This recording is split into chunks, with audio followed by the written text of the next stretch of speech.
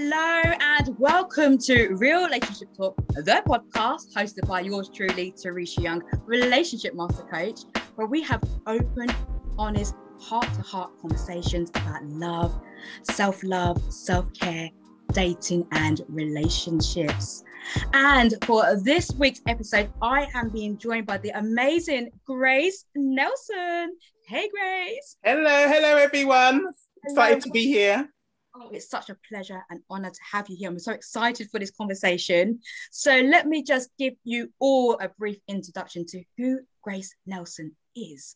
So Grace is a business and mindset coach specializing in supporting women in corporate to start their online business from scratch and create their signature online offer so they can go on to 10x their income without having to leave your 9 to 5. Grace believes that it is simply not okay to be stuck in the job where you are not living up to your full potential. And you know, deep down, you're capable of so much more. She has over a decade's worth of business experience and understands what it's like to have an idea you're passionate about, but not knowing how to make it a profitable reality. So you can have a reliable income other than your job. She's also the co-founder of Think, Create, Initiate method alongside her business partner and bestie, Charlotte Barrett. Their method provides a proven pathway of success for those that wish to start up their online business from scratch alongside a 9 to 5, having no prior business experience. Boom. Ooh. Absolutely amazing. So again, I'm so honored to have you here, Grace, so you can impart your wisdom and your knowledge and also some of your life experiences with us. The honor is all mine, Teresha. I'm so excited to be here amongst your fabulous audience and in your company, because you are just amazing, Teresha. You really are. And I love your real, authentic conversations that you're having and really touching upon important topics that we must speak about, you know, as women especially. We must do, and I'm completely and utterly grateful for that, Grace. I'm so passionate about what I'm doing, and to have this platform to be able to connect with other great people and women like yourselves, because together we rise. We are going to kick off the conversation, because before we talk about love and relationships, this podcast is all about self-growth and also self-empowerment. And it's really important that the audience gets to know a little bit more about you as well, and some of the highlights of your life and your career that led you to becoming a business and mindset coach. Yes, yeah, fantastic. So my story then dates back to 2013 when I was in a good job in terms of the, you know, my colleagues, the culture, the actual job that I was doing. Fantastic, loved it.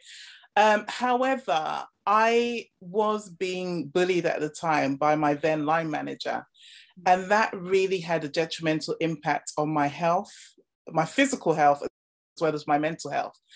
And there were times when I just dreaded going into work, you know, at the fear of, what's she going to say this time? And it wasn't the fact that she was just, you know, bullying me almost, but also harassing my other colleagues as well, who've been there for much longer and refused to speak up. And I just felt that enough is enough. And I knew at that time that I could do so much better than where I was now in terms of my earning potential, and also tapping more into my gifts, my true gifts, and leveraging what I'm already good at as well, my skills and expertise.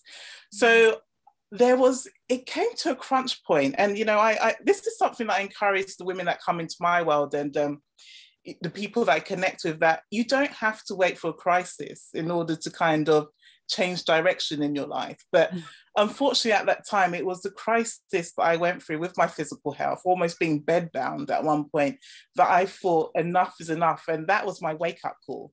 So I took immediate action. I remember I went round to Charlotte's house, probably a couple of weeks later, actually. And we just said, look, let's just do this.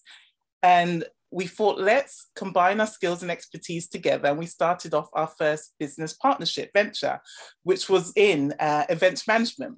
Okay. It was specializing from everything from your social events to your corporate events. And we were still in our 9 to 5s, obviously trying to build up our income, diversify our income. But it got to a point whereby that business actually took off, and the demand started to outgrow our time. And I was loving it. You know, I was getting to meet different people. We were kind of, our whole business strategy was riding off word of mouth referrals. But then I thought there's got to be a better way to do business, because, you know, it was demanding a lot of our time, and it was more kind of physically based, which was taking a toll on my physical health because I was still healing. And that's where we decided to move more towards the service-based industry. So incorporating that corporate side of things, but more service-based. So we were doing business networking events, attracting an online audience. And then before we knew it, our business kind of evolved, whereby people were readily coming into our world. And as we were sharing more about our behind the scenes, growing a business while still in a 9 to 5, things started to take another direction, whereby we kind of were sitting in the role as a business coach without really kind of having that hat on at that point. But as we kept doing it, as our audience kept growing, as we started to get clients, one-to-one clients who wanted startup advice within the events management industry, as well as other industries as well, we naturally evolved into business startup and mindset coaches. And that's exactly where we are today, sharing and supporting corporate women, as Teresha said in the beginning, who are still in a 9 to 5, but they know that they've got more within them. They've got untapped potential. They want to do more and be more. So we help them tease that out and do so, still with the safety net of the 9 to 5, but being able to kind of leverage their income. So there comes a point where they can leave their 9 to 5 comfortably and be full-time in their business. Wow, what a journey. And that was the simplified version. I'll bring you on for part 2. We can go more into it. I'm just listening to you in complete awe and fascination, because yes, you did have your health crises as well, and the whole experience of the bullying in the work as well. And I always say that sometimes it doesn't make sense at the time, but the dots do connect when you look backwards. At that time, it probably was awful, for you and your colleagues. It was. Do you know what, Teresha?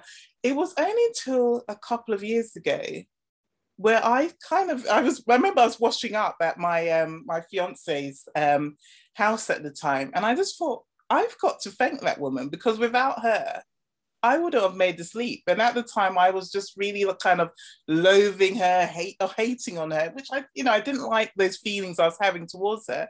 But she was making my life really miserable. And then it came to the point where I thought, thank you, because without you, I wouldn't be where I am today, and the woman that I am today as well. So yeah, I absolutely hear that. Some of these people and these experiences are our greatest teachers when it comes to life as well. And it's that whole learning to forgive. It's like a forgiveness process. You're not condoning what she said. Oh yes, yeah. Well, you're choosing now just to drop it and let it go, and to send appreciation and gratitude to that situation. Exactly. Because I often say it's in our darkest moments that we find our brightest light. And it's like, okay, now you were able to reach out to your business bestie, Charlotte, and then think, it's like, let's get into our zone of genius now and really tap into that potential. But question for you, Grace, then, how does one realize what their potential is? Because if you've been in corporate for many, many years, you may have even blocked your ability to maybe tap into your potential. So how can we go about unlocking it?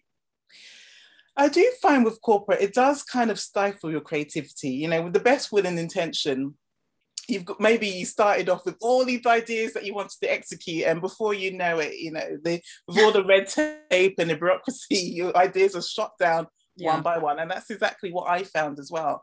That's why I really feel that personal development is key outside of the corporate world. Really kind of honing in and harnessing your skills and expertise. And that's something that I've always loved doing, being that perpetual lifelong learner. So I came from quite, I went through the education ranks, even up to MBA level. And I have to say, even though I've got my MBA, it doesn't really transfer or relate into the world of business. You know, that's why I say with no business experience, because there's people out there with no degrees at all who are making multi-millions, multi-billions. Yes, there's some transferable skills there, but anyway, that's another topic in itself. Part three. Yeah, part three, I'll come back for that. But really, it's a case of sitting down with yourself and doing an audit as to what you're really good at, and also tapping into your passions, what you would love to be doing. And one of the questions that really helped me to think about the business that I wanted to enter into, taking all of my skills, expertise, experience, knowledge, and wisdom, is what could I see myself doing over the next 5 years, even if I wasn't getting paid for it? So that's when you know that is your true passion. And when starting out in business, you are going to find in the beginning that you're not readily, getting that income that you desire. It will come over time, but there's going to be points whereby your income is fluctuating, or you're not getting the clients or the opportunities and that traction. So at the core of it, you need to be doing something that you're in it for the long time. The women that come into my world, I help them to find something whereby it's evolution and growth over a lifetime. You're building this business for the long run. It's not just a fly-by-night business, you know. So when the going gets tough, you're not just going to throw in the towel. You're going to keep going and know that business is just like it being in an experiment. Some things are going to work and some things aren't going to work. So you have to keep on testing, and that's how you evolve. So that's one of the big questions I always ask. And, you know, a lot of the women that are coming to me with their ideas and that, they can actually see themselves doing that particular business. So we kind of go deeper and harness that and pull that into something quite beautiful, their signature online offer. Wow.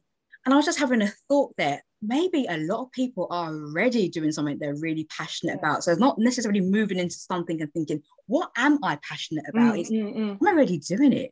So, for example, myself, I've always been a natural helper. I've got a HR management corporate background. I've been a natural helper in my professional life, also in my personal life. I'm the eldest of 4 children. So I've always had that nurturing, helping others, supportive kind of nature. So it's always been something I've been doing. And it wasn't until some of my personal lived experiences where I thought, I would love to share this with other people. Let me go onto social media and just start doing posts. You know, what's the ROI? There's no monetary ROI on that at all, but I just want to go out there and give positive quotes, help people to feel lighter and brighter about themselves. And I loved it. And I was doing that while still in my 9-to-5 job. So it was giving me fulfillment. But I did think, oh, how can I manage my time? And is that something that when you're working with new people, people think, okay, so how can I do a 9-to-5 as well as build a business? Yeah, I mean, that's the big thing. You know, everything that I teach is from a place whereby I'm walking the walk. So I support the women that work with me to actually leverage their small pockets of time. So it's, yes, your 9-to-5 is in, you know, right bang in the middle of your day. Nothing much you can do about that. But let's look at those small pockets of time that you can leverage. In the morning, can you wake up an hour earlier before the rest of the household? As Teresha knows, I'm a bit deluded. I wake up at 4 a.m., which I don't recommend anyone else does unless you really want to, just so that I can fit in my personal spiritual development time. And then, you know, maybe are there pockets within the day, your golden power hour lunchtime as well? That's another hour that you can leverage. In the evening, yes, you know, if you're a parent, you might get a bit tired, etc. So you need to be quite mindful. And I know that my energy depletes towards the evening, but in the beginning, you know, you're kind of driven by that motivation. You're on that kind of good energy. So sometimes you might be able to squeeze an hour before bed. But again, it is just looking at that. And then in the beginning as well, you might have to utilize some weekends. I'm not saying to take up all of your time, because it's very important that you strike that balance for your own mental and physical health as well. So it might be a Sunday evening so that you can just prep for the week ahead, produce some content, batch record like I do, and I readily share and encourage my clients to do, so that you're kind of getting ahead of the week. You're really leveraging those small pockets of time.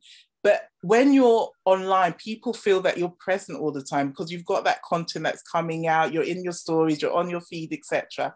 And that's the way to do it in the beginning, avoiding the burnout and the overwhelm.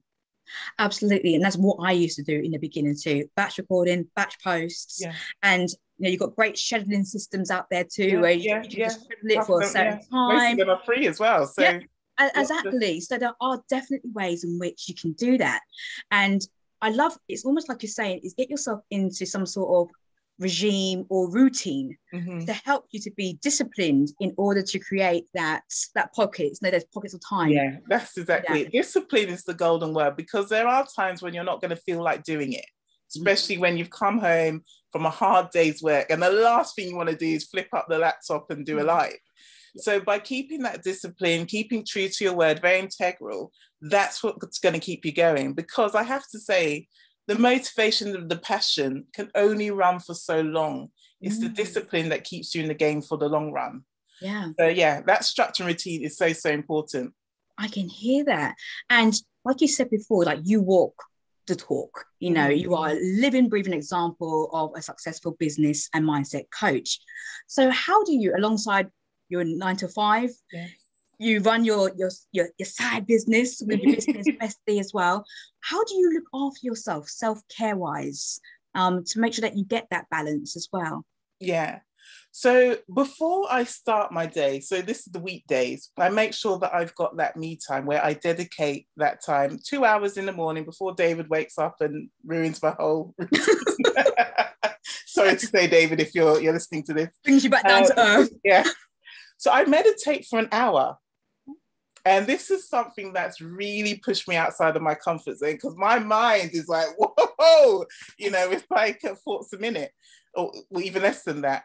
But yeah, that 1 hour meditation, and then I do a bit of exercise, whether it's going to the gym, depending on how my body is at the time, or even if it's just a simple stroll outside. And just listening to some, you know, high frequency beats, etc. Yeah. Also, you know, I struggled with this in the beginning, and I have to hold my hands up, drinking at least 1 liter of water a day. So now I'm keeping really disciplined, and I'm drinking half a gallon a day. So I've really kind of yes, Teresha, I've really pushed myself. One extreme to another. I love it. And also I make sure that the weekends, you know, I've got my time at the weekends. Family time is really important to me. And that, you know, even though we talk about self-care for the self, spending time with my little daughter, making sure that I'm fully focused, very much my time is intentional with her, switch off, you know, all kind of digital devices. That really lifts me up, boosts me up inside, etc. So, and then, yeah, it's just other things I do is have a nice long bath as well. It's not regular, I have to say, but I find, because I'm the type of person that's a shower in the morning, so having a bath is like a luxury to me. Yes. I can really indulge, you know, the candles, you know, that kind of date with myself. I'm with you there. Yep. I put in a couple of rose petals as well. Yeah, rose petals. Yeah, the rose wine. Yeah. Living our best life. Our best mummy life. All of that good stuff. But yeah, no, I definitely hear what you're saying. And self-care is essential. It's something that I didn't highly regard in the beginning. But it's through the different experiences I've gone through, almost to the brink of near burnouts as well, that I've really understood the importance of self-care and rest time as well. So I make sure that's heavily factored into my weeks. And for the amazing women that will come to work with you, you are just a beautiful example of how to make it work for you professionally, and also to take care of yourself, to be a mompreneur as well, to have it all together, you know, you nurturing the relationship that you have with your fiance and everything like that. So it is doable. It is possible for people who might be thinking, so actually on that note, what are some of the misconceptions that you might find people have about running their own business alongside being in a 9 to 5? So I know you spoke about time. Yeah, no, I think that's a really good question. There's a lot of misconceptions and myths about doing so. Some of the key ones that I can think of is obviously time, as we spoke about as well. Yeah. You know, I don't have enough time a day, but we all get the same amount of time. As Teresha's just highlighted, you know, why is it that I'm able to do so? You know, I've got a little one. She's going to be 2 in July, you know, so she's of that age where she's really demanding on my time, but I'm still able to do so. So it's not a time problem, it's a mindset problem. And that's something that I kind of really, I like to debunk these myths and misconceptions. Yeah. And it's just about what's really important to you. You know, gone are the days where you can really rely on a single income, especially from the corporate world. And with all what's going on there, with lots of redundancies, and, you know, it's an ever shifting landscape, the corporate world. So you really kind of need to take back the reins, take back your power, and just think about your future, the long run, your family, etc. Yeah. And that's by looking at ways to diversify your income, something I'm really big on. Yeah. Other misconceptions are, you know, can I really do this? You know, if you've been kind of caught up in the invisible structures of the corporate workplace, and then you go out alone, you know, with your own CEO hat, sometimes it's a big, scary world. And it's full of unknowns, you know, and that's what scares most people, because they don't know what's going to happen from one day to the next. But it's reframing that, looking at how can I have fun? How can I experiment, you know, and put stuff out there, you know, with that playful curiosity. That's the kind of energy I like to bring to what I do, and the different tasks that I do in my business as well. So it's all about embracing the unknown, lifting those invisible structures that are just keeping you stuck and stagnant within the corporate world. And even your mindset as well is kind of really kind of shifting that and taking on this new identity that knows that she can be this amazing 6-figure, 7-figure business owner if you truly want to. You can have it all, the freedom, flexibility. We just place those parameters on ourselves to keep us stuck as well. So yeah, they're some of the top ones I wanted to highlight. Yeah, I can just imagine that, because it can feel quite daunting. Because I know when I thought about leaving my 9-to-5 corporate and just going into coaching full time, you're suddenly wearing all of the hats of the departments, your finance, your marketing, your HR, you know, all of these departments in one. You think it's just me one doing this, and it can feel a bit like a lonely experience. And which is why I think it's so important when you are starting out on your entrepreneurial journey is to find either a sisterhood or some group that can help you, a supportive group that can help you along that journey, that you can bounce off those ideas. I know you run a fantastic group yourself that can help women to actually think, okay, is this, you know, what do you think about this? You know, and to get that feedback, because it can feel quite lonely. Yeah, it can be. It doesn't have to be. Yeah, exactly that. It doesn't have to be a lonely journey. There's so many other like-minded people like yourselves who are going through the same journey at the same time, maybe experiencing similar experiences as well, that you can really tap into and grow with as well.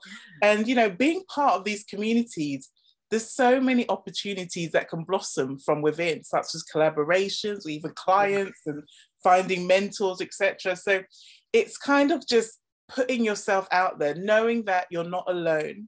Yes. And just embracing that as well. And also, I would say is, you know, no man or woman is an island. So you need to have people around you to help you grow. You can't readily do it on your own. That's why I'm always a bit kind of, you know, when people say that they're self-made. Yes. Self-made. Did you really do it by yourself? Yeah. I don't know. But, I agree with that. I agree with that. You always, sorry, Teresha. I was going to say there's always an element of collaboration in whatever way that would be, some sort of support network that helped you to, because you wasn't necessarily sitting there by yourself. exactly that. So have people around you drafting support, you know, even if it's starting to build a small team right from the get-go. Myself and Charlotte, we have a virtual assistant, very low cost, but they're able to help us leverage our time as well and focus on the important bits like the lead generation, the activities that are going to help you bring more eyeballs onto your offers. So you can start to do things slowly and incrementally right from the get-go.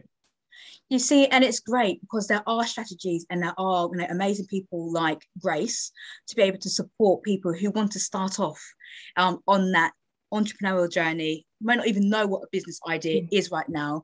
And this is where you can really tap into it. And I guess, you know, sometimes people might even think, it's too late to start. What's the point? Like, seriously, like, what's the point in starting now? I should have started it back in my 20s. But I know of some incredible people who have started their businesses quite late in life. I believe Vera Wang, I think she actually really started designing clothes around the age of 39. I think she was a fashion journalist before, but she actually got into the fashion business at the age of 39. There's people like the owners and founders of McDonald's, KFC, Coca-Cola, all started in their 50s. Yeah, exactly. As well. So for me, Colonel Sanders, I think he was like 60 plus even. Yeah. 70 at one point.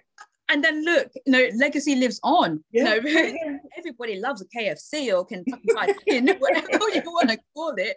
And there are other online shops and other stores out there who sell chicken food. Out there too. But yes, so it's not too late to start. Never too late. There's no age limit when it comes to the online world starting your business. And these are kind of all just excuses that sadly people put before them just because they're too comfortable within their known zone, let's call it. They're so used to doing things one way. There's invisible structures keeping them in place. Yes, it's big and scary and unknown out there, but we're not here to live a mediocre life. We're here to live a whole and fulfilled life. So if you feel that you want to do something, even if you feel that inner kind of nudge pushing you, that's your inner being, your soul telling you that you need to be doing much more. You should be doing much more. That's what's going to keep you feeling light and more fulfilled as well. So yeah, that whole age limit, another invisible structure or barrier that we put on ourselves. Oh, completely hear that. And perhaps it's put on ourselves because I don't know whether I'm just so out of the curriculum when it comes to schools, but I'm sure it's not taught in schools about how to become an entrepreneur and opportunities. So I guess we are conditioned to move into that corporate world and maybe live that life that isn't as fulfilling as we want to. I'm guessing, I'm going to assume here that you would be of the mindset and of the notion that it would be a good idea to educate the young ones, I'm really old now, but the youth at school level about the opportunity to be an entrepreneur. Definitely, yeah, definitely for us, Teresha, rising up, this was never a thing for us to learn about entrepreneurship. Yes, you will learn about business, but not in this sense, this real sense of doing business. It was very kind of old and traditional sense, which no one will really go down that pathway. So yeah, with the school curriculum, much of it is or was, as I knew it, very much outdated, very much traditional. As soon as you leave university, you go straight into the world of work and work for the next 40 plus years, if you could even reach that level.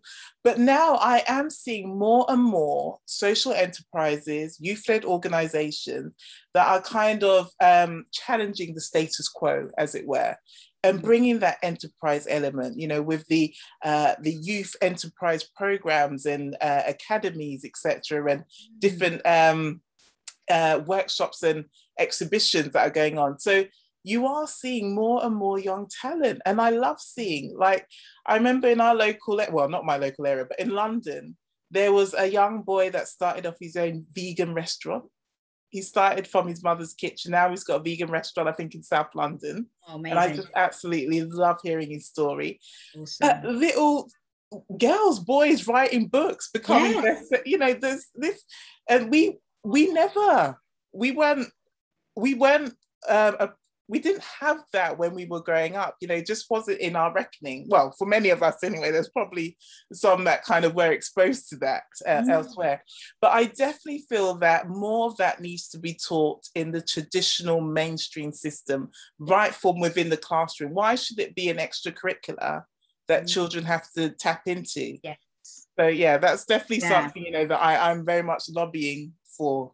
I so hear that. And then a lot of the children who we see who are moving into the world of entrepreneurship, they're being supported and encouraged by their parents as well to do it. So we are seeing that sometimes, even if it's not for the parent, so to speak, they're encouraging their children to do it. And I think that's a lovely transfer of passion to the child, because now I recently bought a book from a young girl. She wrote a beautiful book during the times of the pandemic about how she wasn't at school and how she was lonely, and then they returned to school, and it was so lovely, you know, meeting up with her friends. I believe that this girl was under the age of 10 as well, and wrote it.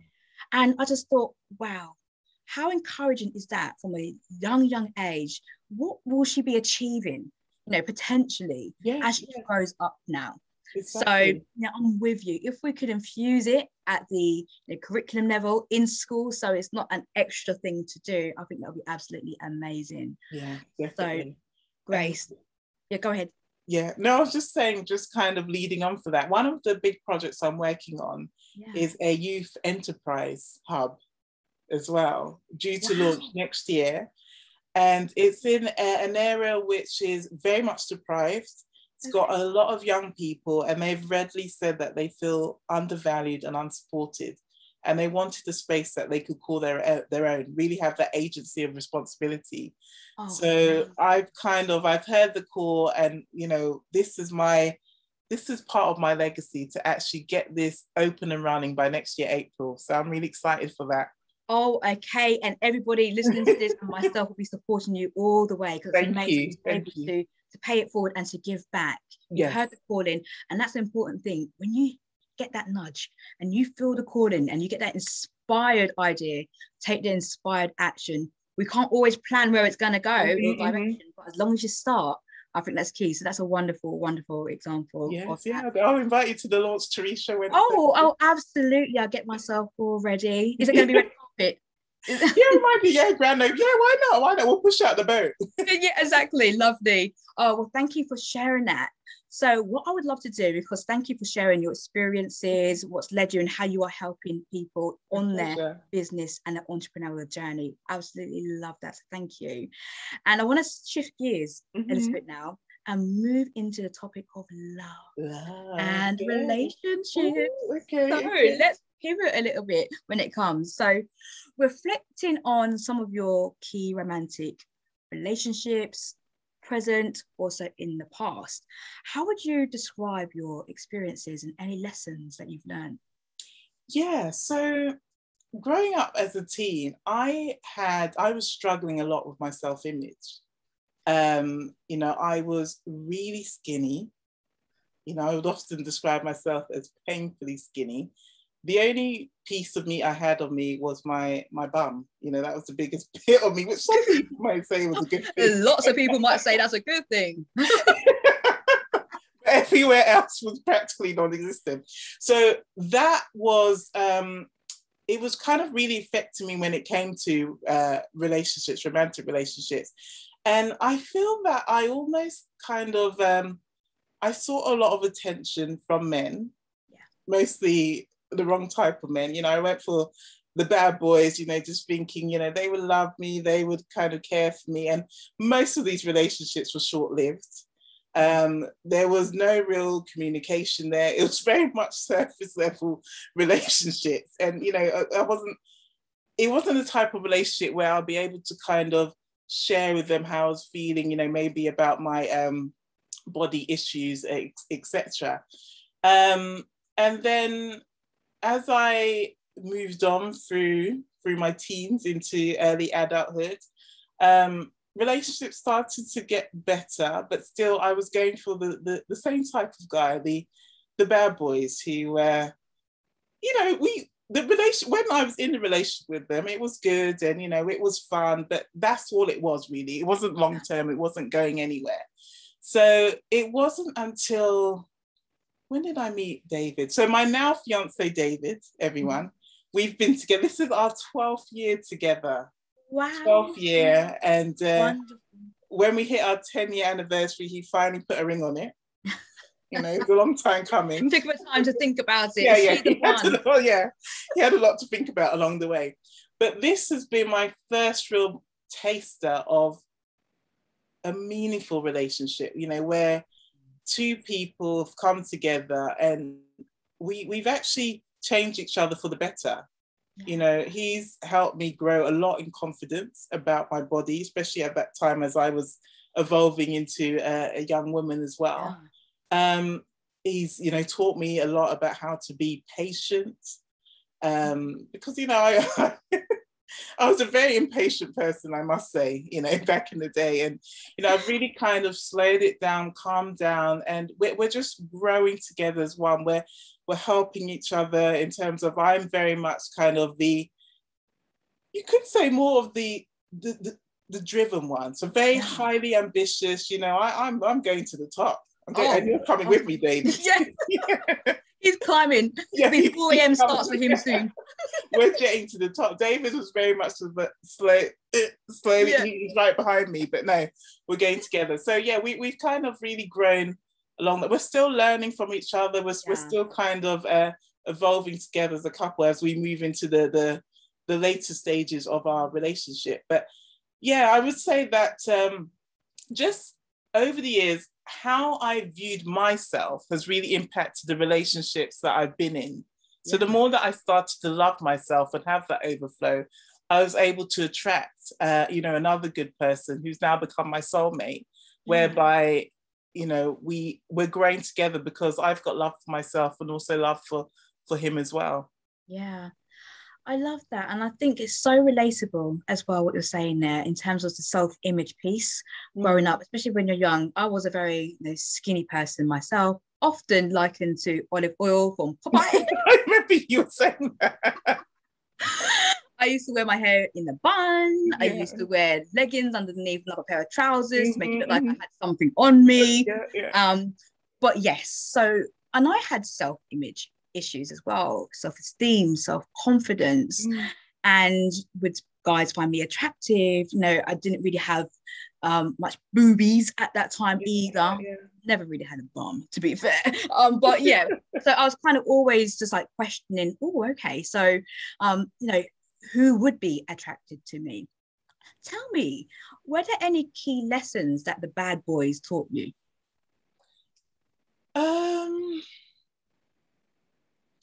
That's a good question. What did they teach me? Let me go back. Let me think of a few. I won't say their names. It's okay. I can always edit out if needed. What did they teach me? It's only in hindsight now, but when I look back, I wasn't truly happy in these relationships. You know, it was kind of,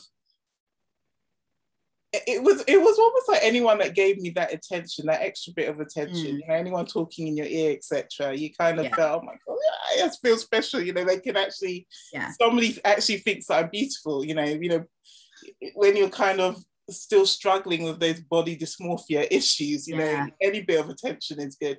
So it was really kind of, I guess it comes back to the thing about you need to love yourself first. You know, once you love yourself first, that's when you can start to invite those beautiful relationships that you desire. It's only from that point. No one is going to kind of be able to give you that power to love yourself. It needs to come from within. You know, that's why I'm very mindful of, and I've got friends that do it, that kind of hop from relationship to another without doing that time for healing. And, you know, in the long run, that does have detrimental effects. So it's all about, you know, just taking time out for yourself. There was a long time, actually, I think after I don't even know who he was, my last boyfriend when I was younger, where I just took some time out for the dating game. And I started to connect more with myself. You know, what are my values? You know, what do I love to do? What do I love about me? And, you know, that's helped me to increase in confidence, start to love myself, be able to look in the mirror and find the good qualities about me. And I think that's how I've been able to attract such a good relationship now. I was going to say, that is incredible, because you've said some really key things there in terms of, firstly, is that self-reflection piece. And you step back and like, what are my values? What am I all about? Because obviously the bad boy relationships, they weren't long term. So at some point, you know, if people are in similar situations, they might say, so what is it that's not lasting? There's a missing piece here that I need to unpack and need to discover about it. So what you were saying about getting to love yourself more, of course, you looked into your values. What are you all about? what are other things that helped you to switch the way that you saw yourself as a person, from being somebody who wasn't, was skinny, how did you change that self-image as well? I think it was just kind of understanding that, we're all different as humans. So I took time to find out and really kind of drill down what were the special qualities about me that I did love, and kind of focused on that, because, self-loathing my body, it wasn't doing me any good. It was making me more and more unhappier. I was going out there laughing, being the kind of the clown amongst all my friends, but coming home at the end of the day, really kind of feeling low, not to the point of depression, but just feeling really unfulfilled. So spending that time, and I think also watching like movies with other women struggling, going through similar experiences helped me as well. And then they would end up finding the love of their life. So these kind of things, collecting that evidence, gave me hope as well, that yes, I can start to love myself, and I will find my true knight or my true king as well.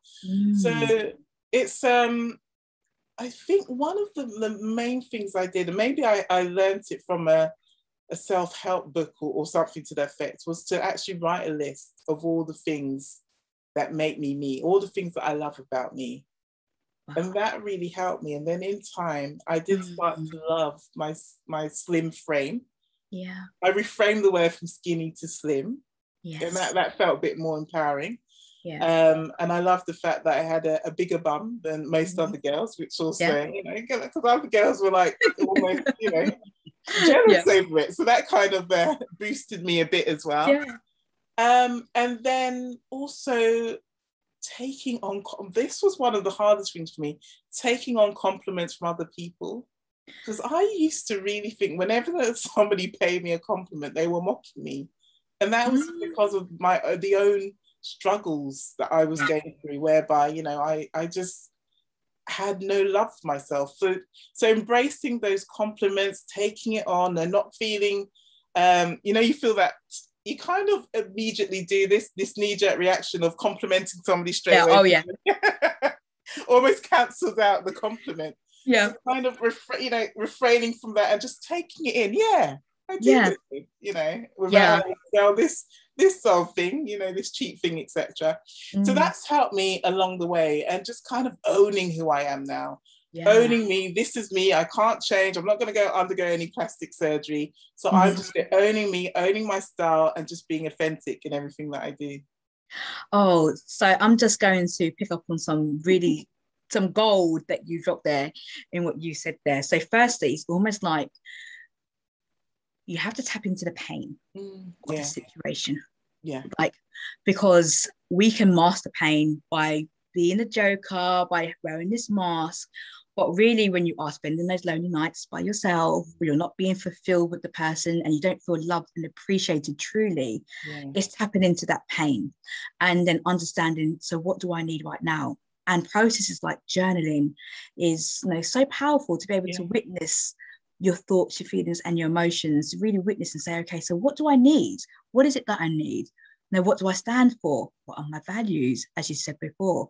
What are my qualities? And that's exactly what I do with my clients as well. We sit down and say, so what are the positive aspects of you? At least 10 things. Then what are at least 10 things that you're proud of accomplishing in your life as well? Because sometimes we can sit back and be like, oh, I haven't done much. But look, when you passed your driving test, I'm sure you were really happy about that. So it's kind of like, you can look back and look at all of your accomplishments, what you're proud of about yourself as well, the positive aspects of yourself. And I also love what you said, because this is what I encourage my clients about, the compliments, because sometimes it can be quite a difficult process to think about the positive aspects of yourself if you're not feeling that way. But you would have got some compliments, whether you received it well or whether you just dismissed it, because we do have that tendency to turn around at me and say, oh, I love your hair. And you're like, oh, nice shirt. And just kind of, But you know what the Almost beauty, deflecting it. Yeah, yeah. exactly. It's like, no, just say thank you. Yeah, Receive it. No, oh, thank you so much. And also, I do think, just to add on a little bit of a bolt here, is that if you are going to give somebody a compliment, actually make it very meaningful to what they're doing. Like, for example, Grace, I absolutely love your leopard print top. The cut on that is fantastic. And the shoulders really, elongates your shoulders, and it just is well, thank you, Teresha. Yeah, you're welcome. And it's completely authentic as well. And you just said thank you. You don't even have, oh, hang on a minute. So what are you saying? I don't look good. But some people are waiting for something back. But that's not how yeah. It is a case of, okay, just receive it and take it. So I love that. And would you say that when you tapped into like your values, that you attracted David into your life and he shares similar values to you? Would you say that? No, I really do. Yeah. Once I kind of unearthed what my true core values were, I think I must have been emitting that energy to attract David into my life. And obviously me and David, we kind of, we bonded over time. So we first met, we met in 2010. My gosh, 2010. And we knew we liked each other, but it was a bit of a slow burn in that relationship. And that's David's fault, not mine. David, speed up. Hurry up, David. But I always think in relationships, and this is one thing that I always tell my girls, when you're looking for a guy, or when a guy comes into your life, he should be adding value to what's already going on. That's how you start to build that solid relationship, that the solid foundations of one anyway. And David was definitely complimentary of the values that I have. He's very nurturing, very caring. He's a family guy. And you just feel safe and secure. You know that, if we were to have a family, he would be a fantastic dad, which he's proven to be, and continues to be as well. So we're not the same, but we're very much complementary. So where I'm very kind of fast-paced, ambitious, heading to the top, David's very much grounded, nurturing, calm, collective, creative as well. So we kind of come together as a nice combined package in that way, and can help each other see the other's blind spots as well, which is really key. And that's important in a relationship. Everything is to have some shared core values that you can have. But the beautiful differences in a relationship that you can grow and learn to accept as well, because we're always growing as people. Our interests, our hobbies, and all of our passions may change over time, but that's what makes it exciting. It's kind of like a bit of an experiment. So I know you used that word earlier about experimenting when it came to your business, but you can experiment as well. We're keeping this PG when it comes to your relationships as well. And having those differences, it's like, so what did you get up to today? Or what did you get up to? It can really keep the fire in a relationship. Oh, definitely. I mean, you don't want a carbon copy of yourself. My gosh, you'll drive yourself mad. But I must say, with every relationship, obviously there's going to be some things in your partner that will trigger you. And that's with all, even within your friendships as well, with all relationships. But I kind of, and this was a concept that came to me in the last couple of years, that whole kind of the mirror effect. So holding up the mirror to myself and just thinking, why is he triggering me? What is it within me that, I kind of possess those same qualities? That's why it's being reflected in him. So that's why I do a lot of personal development and the inner work, just to understand, because we're human. We're not flawless. We do things, and we have some qualities that aren't great. So it's kind of looking within first to understand, okay, what's it within me first, before understanding why it is that he's triggering me, etc. And it's the little things that triggered me. Him not washing up.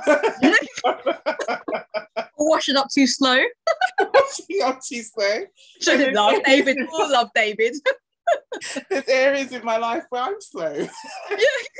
Maybe that's what he's showing you. Maybe it's a mirror reflection. Maybe you need to speed up even more, Grace. Exactly. exactly. I need to get hyperspeed. Exactly that. Yeah. Times two. Times two. Is that how you listen to your messages? Yeah. There are going to be things like that, but you know what? It's all about. I would say with relationships, that is. There needs to be an element of compromise as well, because you're not going to agree on everything. You're two different people, so it's finding that common ground. It's not kind of just dismissing your values and what you stand for, but finding a good compromise that kind of takes it where you're still seen and heard within that compromise as well. I think that's essential. That is essential and so important what you're saying there, because to be able to have that compromise, it does require some good communication. Oh, yes. It's some good communication. That's what I was going to come on to. Whoa, I am going to let you move into communication, because it's a huge part of a relationship running as well as it possibly can. Oh, it's key. It's key. So I find that when mine and me and David get into arguments, it is because one of us or both of us has not effectively communicated with each other. And I think communication is integral, because the other person's not a mind reader. They don't know what's going on. And it's also the way that you convey things, because I know sometimes I could be a bit short, a bit snappy. I know it doesn't seem like I can be, but no, not at all, Grace. Yeah. You'll probably end the meeting now. Yeah, I can be sometimes, especially when it's that time of the month or some other. Oh yes. Yeah. So I'm very mindful of how I say things, in terms of my tone, my behavior, and he pulls me up on it, and then vice versa as well is the same. So we are still growing together and still kind of finding our feet when it comes to communicating effectively. And even more so now that we've got our little daughter Eliza Ray, because obviously she's like a sponge picking up all of this. So it's really essential just to be very open, communicate. If there's things on your mind, there are ways to say it, so that you can still be heard, and it doesn't have to come off in a really kind of snappy way to get your point through, shouting at the person. So me and David, we're still going through that evolutionary process of communication, but we have found that it's got a lot better over the years. And that's so good. And as you said, it is an evolution process as well, because we are all changing. Things happen in our life that may trigger us, make us snap. So it's about going with the flow, but knowing how to effectively communicate. And you said something that was really key during that as well. It's like the way that you're behaving. So it's not just about what you're saying. It's your whole body language and everything that you're bringing to the table, in that communication. Because sometimes if we're feeling irate, we may be, jazz hands, or just pointing or turning our back and walking off, and it's all of those things. And it's said that when it comes to communication, 55% of the way that we communicate is actually through our body language. And what we're doing, the eye contact, the gestures, and all of that stuff. And only 7% of the way that we communicate is through the words that we use. Yeah, I know, yeah. Yeah, exactly. It's amazing, isn't it? And like you said, the tone, that's 38%. So bringing it all together, sometimes you sit down there, you might have to say, I'm 55% this, I'm 38% this, 7% this. Like one massive component. However, it's really important that you find the flow and what works for both people, because we will all have different communication styles and the way that we think, different thinking preferences. But it's important that you understand how your partner wants to be communicated with or needs. Have you heard of the 5 love languages? Yes, I have. Yeah. Intrigued. Have you and David done it at all? No, we haven't actually. We need to. I can't remember what mine was. What are the main? So you've got physical touch. No, it wasn't that one. Physical touch, quality time. I think quality time. Definitely quality time. Quality time. That's one of my physical touch and quality times are 2 of my top ones. Primary love languages. And then you've got words of affirmation. You've also got acts of service and gifts. Yes. And I just remember quality time. I probably need to do it again just to see. Yeah, Yeah. exactly. I think it's a really good tool for couples to be able to just tap into, because when it comes to communication and fulfilling needs, when you know what your partner's love language is, you can say, oh, okay, Grace wants quality time right now, but I don't know, David might be thinking that he wants an act of service. He's like, I don't want to be washing these dishes. My act of service is you Yeah. doing an act for me. Yeah, So yeah, it is a really useful tool, and for anybody who's interested in it, you can just do a search online and just say 5 love languages quiz, and it will give you a couple of quizzes there that you can do if you're single, if you're coupled up. There's loads of quizzes out there. It's brilliant. It's brilliant. I'm gonna retake it, definitely. Yeah, again, definitely, I would encourage you to. So I'm going to ask you another question now as well, which I've asked you a lot of questions as I do. It. So in terms of love, what is your personal definition of love in terms of the romantic scenery? Oh, right. Romantic. So I think love is unconditional, as we know. It's accepting all of the other person, knowing that everybody comes with their flaws, but it's embracing that.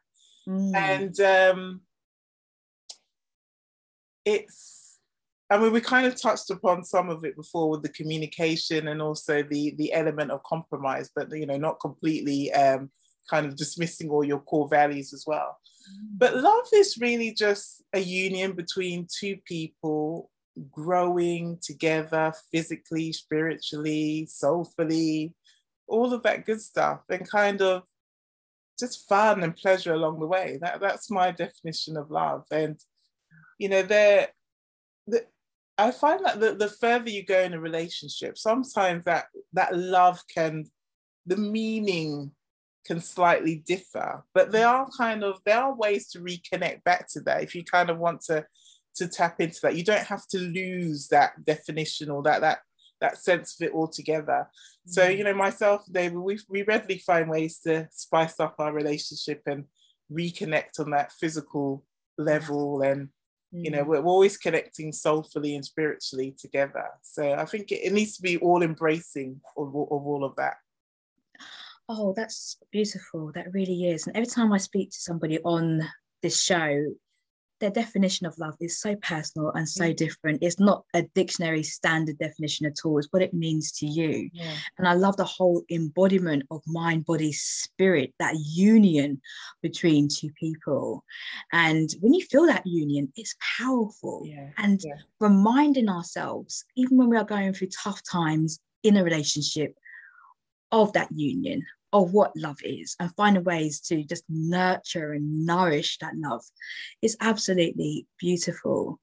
And I think one of the key things that you mentioned earlier, so many key things that you mentioned, was loving yourself first. Yes. Yeah. Taking care of yourself, really tapping into the way that you see yourself, your self-image, and giving it to you as well. I think what you said as well is about being complementary. And I absolutely agree with that as well, because I do firmly believe that somebody is there to complement you and not to complete you, because a lot of times we look to somebody to make us whole. Yes, exactly. Yes, yeah. Well, we are already whole. So yeah, they're just complementing, adding value to what's already there. That's cool. Grace, I have thoroughly enjoyed this conversation. All of it's been so juicy. It really has. And I for sure know that everybody who has been listening to this or watching on YouTube as well have just understood and learned so much more, and understood more about themselves too, and their potential to have their own business, and all of the components that will come with that. So Grace, I want to thank you so much. The pleasure is all mine, Teresha, to you and your audience as well. And there's a lot of crossover here, because relationships are key and fundamental in business as well. Oh yes. So a lot of the things we've touched upon here translates really, really well across. But I've loved every second of being here in your company. I mean, you and I, we could talk for hours on end. This is why I'm talking about part 2, part 3, part 4. We can have a whole season. Yeah, we might have to. I could be revealing all of my romantic relationships. Exactly. And David would be sitting with popcorn like, what's going on here? So before you go, before we depart, I would love for you to leave our listeners with one key message as well to help them along their journey of love, life, and relationships. Yeah. Oh, yes. I really like this question when I got it, but I wanted to keep it simple. And let's just leave it as love yourself first. Love yourself first, and the rest will flow in time. Those relationships that you desire, they will come. That perfect man, woman, or whoever that you desire out there, they will come in time, as long as it starts with you. Starts with you first. Beautiful message. I'm sure nobody is going to skip to the end, but even if they did, that's such a powerful message for you to leave. So once again, thank you. But before you go as well, I would also really appreciate if you could just let the listeners know how they can find out more about you or follow you and any future events that you have coming up. Yeah, brilliant. So I spend most of my time on Instagram, so you can catch me on at I am Grace Nelson. I'm also dabbling on TikTok as well, alongside Teresha. Yeah. And you find all my links in the show notes below, so don't you worry.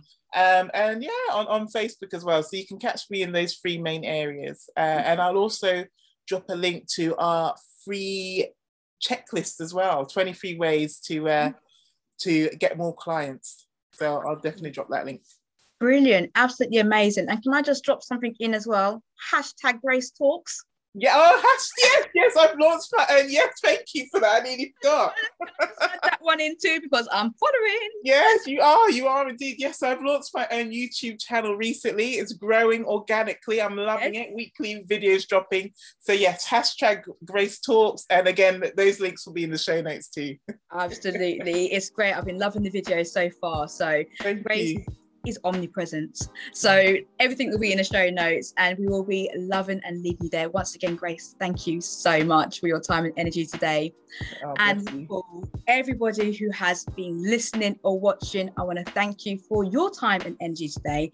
And until the next episode, take great care of yourself and others too.